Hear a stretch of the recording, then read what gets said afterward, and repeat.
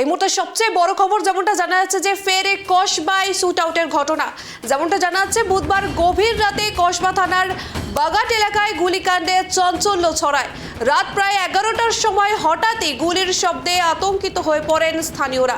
গুলিবিদ্ধ হন অভিজিৎ নাইয়া নামে এক যুবক। ঘটনাস্থলে ছিল কাউন্সিলর সুশান্ত ঘোষের অফিসের একেবারে কাছে।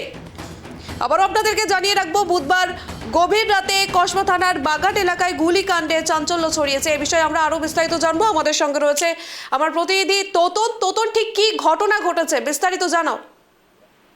দেখো, গতকাল রাত্রে থেকে 11টা নাগাদ তৃণমূল কাউন্সিলর সুশান্ত ঘোষের অফিসের কাছে দাঁড়িয়েছিলেন এক যুবক, যার নাম অভিজিৎ নাইয়া। তাকে লক্ষ্য করে দুষ্কৃতীরা গুলি করে এবং তার হাতে গুলি লাগে। গুলি লাগার সাথে সাথে এলাকাবাসী ছুটে আসে এবং তাকে উদ্ধার করে স্থানীয় একটি বেসরকারি হাসপাতালে ভর্তি করা হয়। তোমাকে বলে রাখি, যে জায়গাটা থেকে গুলি চলেছে, বেশ কয়েক মাস আগে তৃণমূল কাউন্সিলর সুশান্ত ঘোষকে লক্ষ্য করে গুলি করতে এসেছিল এক যুবক স্কুটিতে করে। তাকে স্থানীয় বাসিন্দারা ধরে ফেলে এবং তারপরে পুলিশের হাতে তুলে দেয়। সেই সুশান্ত ঘোষের অফিসের বাইরে গতকাল রাত্রেবেলা গুলি চলে এবং সেখানে এক যুবক আহত হয়। তাকে হাসপাতালে ভর্তি করা হয়েছে। ইতিমধ্যেই তদন্ত শুরু করেছে কসবা থানার পুলিশ এবং সিসিটিভি ফুটেজ সংগ্রহ করেছে। ঘটনাস্থলে সকাল পর্যন্ত গুলির খোল পড়েছিল এবং দুষ্কৃতীদের চিহ্নিত করার জন্য বেশ কিছু জায়গায় সিসিটিভি ফুটেজ সংগ্রহ করা হয়েছে। যেমন সুশান্ত ঘোষের অফিসের সামনে, তেমন বেশ কয়েকটা রাস্তা আছে। সেই রাস্তাগুলো ভিডিও যে সিসিটিভি ফুটেজ আছে এটা তারা সংগ্রহ করেছে এবং যে গুলি চালিয়েছে সেই দুষ্কৃতীর খোঁজ চালাচ্ছে। ওই যুবক সুস্থ আছে, কিন্তু যুবককে কেন লক্ষ্য করে গুলি করা হলো সেটাই প্রশ্ন হচ্ছে। যদিও তোমাকে যেমনটা বললাম, তৃণমূল কাউন্সিলর সুশান্ত ঘোষকে ঠিক একই জায়গায় লক্ষ্য করে গুলি চালানো হয়েছিল, তখন তার লক্ষ্য ভ্রষ্ট হয়েছিল দুষ্কৃতীদের। কিন্তু গতকাল যে ঘটনা ঘটে, সেই ঘটনার সাথে সুশান্ত ঘোষের কতটা যোগাযোগ রয়েছে, তার দলের কর্মী কিনা, সেটা এখনো পর্যন্ত জানা যায়নি। পুলিশ তদন্তে নেমেছে এবং দুষ্কৃতীর খোঁজ চালাচ্ছে সিসিটিভি ফুটেজ খতিয়ে দেখে।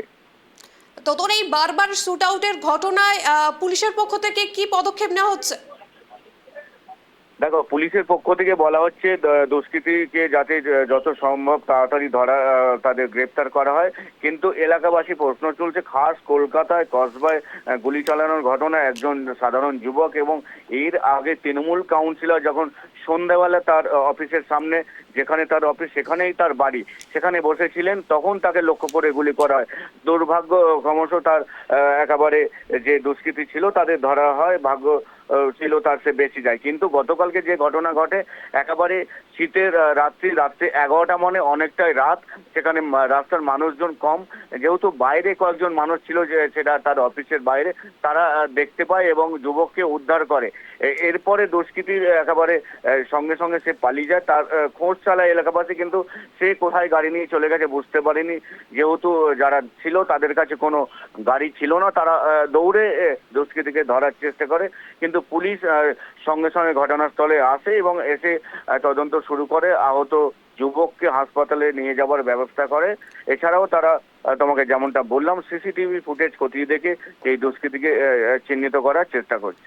একদম তোতন, তুমি যেমনটা বলে যে খাস কলকাতায় বারবার এই শুট আউটের ঘটনা ঘটছে, এটাতে তো স্থানীয় বাসিন্দারা, তাদেরও তো নিরাপত্তা নিয়ে বড় প্রশ্ন উঠছে।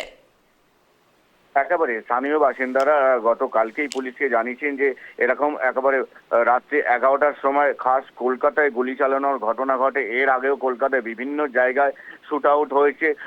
মাস দুয়েক আগে হরিদেবপুরে একেবারে সাত সকালে মহিলাকে লক্ষ্য করে গুলি করা হয় এবং দুজন দুষ্কৃতী তারা গ্রেপ্তার হয় এবং তাদের ইতিমধ্যে জেলে হেফাজত হয়েছে।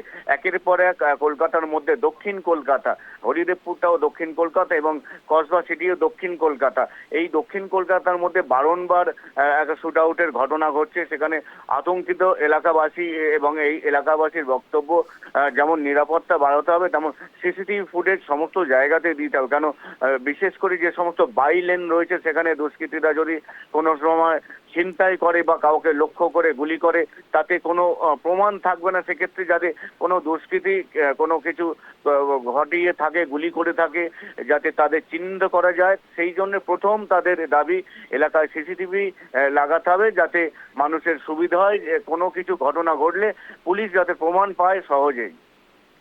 ধন্যবাদ তোতন।